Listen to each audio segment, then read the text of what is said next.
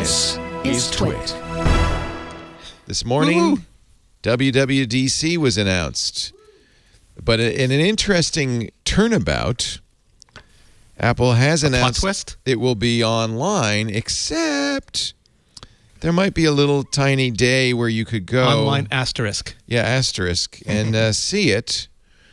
Apple will host a special day for developers and students at Apple Park on June 6th to watch the keynote and State of the Union videos together, along with the online. It's a viewing party, Leo. Yeah, I think they want an audience, right? So that sounds like there'll be live keynotes with an audience, or maybe they'll just. We're watching a movie together. It's a movie. They might do that too, I guess. You think that's what they're going to do, afford Alex? to paper the house. Alex Lindsay needs the popcorn. He needs to provide the popcorn, or I'm not going to go. Yeah, exactly. This is a pretty interesting turn of the process, because I still think that watch parties make more sense to Apple than doing an actual live stage event again. It's just you can produce so much denser content with it and make it more viewable for the millions of people that watch it otherwise. And so it's an interesting place to experiment with the idea of, we're going to have a viewing event, we're going to let you come and watch it. And then you can go out and play with the new hardware, which will be out in the main foyer, the downstairs foyer down the stairs or whatever. And if it's successful, if they like it, I bet you will see a lot more of it. James Thompson had an interesting theory on Twitter. He says, my bet is so the people who are there can try out a headset in person. If it's ready. I mean, like, GDC was a test balloon, I think, and a lot of people got sick. And there were people who went with, and there's a whole, just this morning it was a huge controversy because people went knowing they had COVID and didn't care, apparently, and got people sick. So I think Apple is also just being an abundance of caution, because it's hard to tell, where BA.2 will be by June as well. So, this is just safe. Also, Apple is not the company that simply says, hey, random people, an audience, come on in and try out this thing that we've never introduced before and we've never trained you personally on, so you can tell everybody what you thought about this first look experience. Microsoft did it with HoloLens and got a lot of positive press as a result. But that's Microsoft. That's not Apple. Yeah. This is also the anniversary. Isn't it the 10th year anniversary of the introduction of the iPad?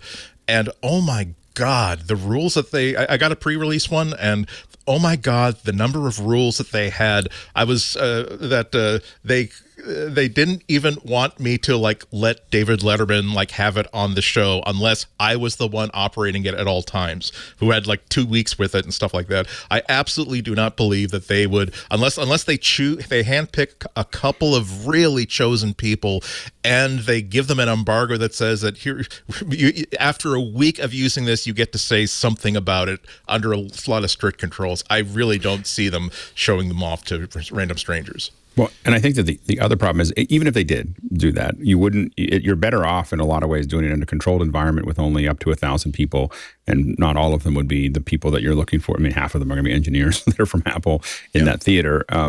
So the thing is that you only have a handful of people there to put those on, and you can manage that. If you have them at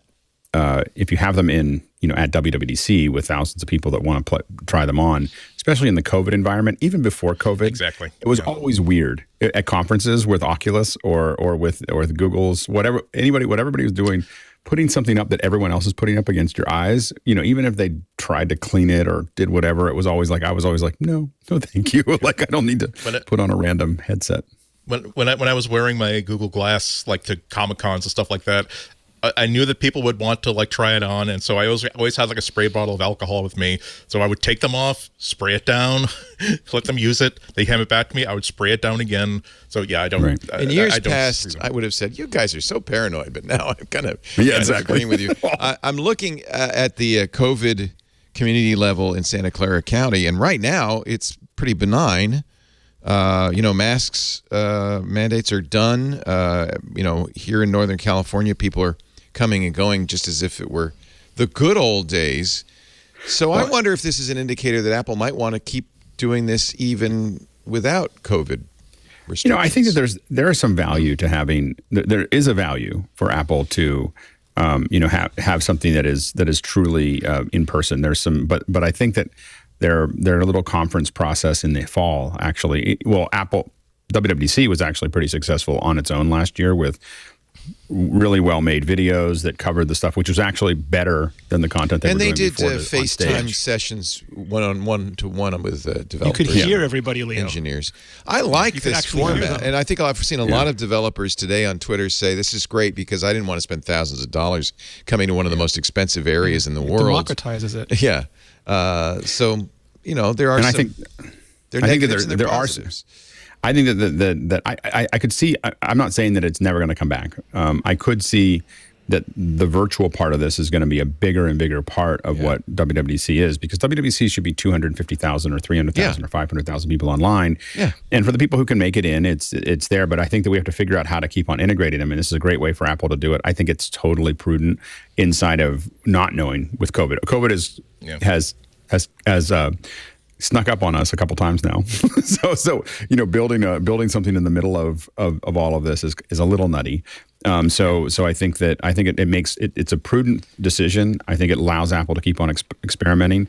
And what I hope they do is do what they did in the fall, in the summer. So come right after WWDC and then immediately start doing. I thought their sessions, other than using WebEx, which was a disaster, their sessions I thought were pretty well designed. There was no overlap, which is like when conferences now do overlap, do multiple tracks. I'm like, why would you do that? Like, what would you use, Alex, instead of WebEx? For virtual, Zoom. Okay. Zoom's way better than WebEx. So I use all of them all the time because I get paid to use them all, and I'm in meetings all the time. So I'm pretty clear idea. WebEx is a horrible platform. Microsoft Teams is actually considerably better. I think Zoom is at the top. I can't see Apple using Microsoft Teams, however. No, they couldn't. No, what I'm saying is that Zoom is the one that is not.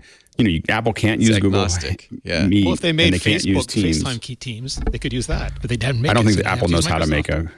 I don't think Apple knows how to make a FaceTime that would be worth using. I mean, I don't think they have that skill set at this point. Since we switched to Zoom, we've been very, very happy. It's stable.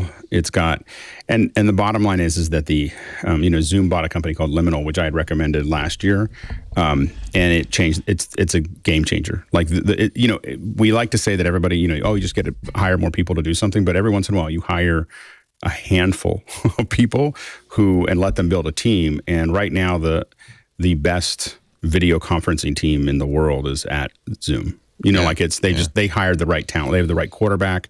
They have the right running back. They have the right receivers. They have, sorry for the sports references, but they have a Super Bowl team that's playing in there, and that makes a difference. And so Zoom right now is the by far the best video conferencing platform. Yeah, I think that's probably certainly been our case, our experience. So Rene, you think you'll get an invite? That's going to be a very hot ticket. On June 6th. I'm not going to get my hopes up. I don't have high confidence that we'll have a VR headset at WWDC. I think that's maybe a September thing, if not early 2022 thing. I'd rather be surprised than disappointed. I'm sure they'll have some press there. I don't know if it'll be just U.S. only press or the press release says Canadian press. Specifically developers and students. It also says space will be limited and details about how to apply to attend will be provided on the site and app soon.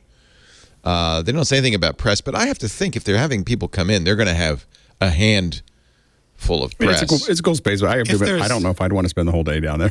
I don't know. It's a lot easier for us. I'm very happy watching the stream. Alex, it's a lot easier for us than it is for Rene coming all the way from the East Coast.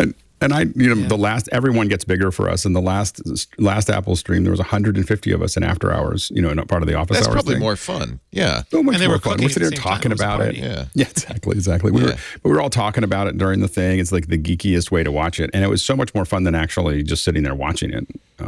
Well, if my hardware expectation is more like Mac Pro anyway, because they showed off the 2013 Mac Pro at DubDub, and then you could go see it. And they showed off the 2019 Mac Pro, and you could all go across the street and watch like the Pro Workflows team demo it, which was amazing. So just seeing that kind of stuff is enough. I don't need to worry about headsets yet. But even that, like controlling a hands-on room where you have a bunch of people putting hands on the same thing, to Alex's previous point or Andy's previous point, that's a lot of logistics. I think Apple's going to be a little challenged by a Mac Pro, to be honest with you. I'm very curious. We were talking about this on Sunday. Dan Morin was on TWiT. And I feel like just doubling the Ultra isn't going to be enough to make a compelling Pro. Especially if they can't get PCIe slots, Leo. The single core. It's all about the PCIe slots. Yeah. So, yeah, but then deal. what? Do they put PCIe slots in for a AMD GPU?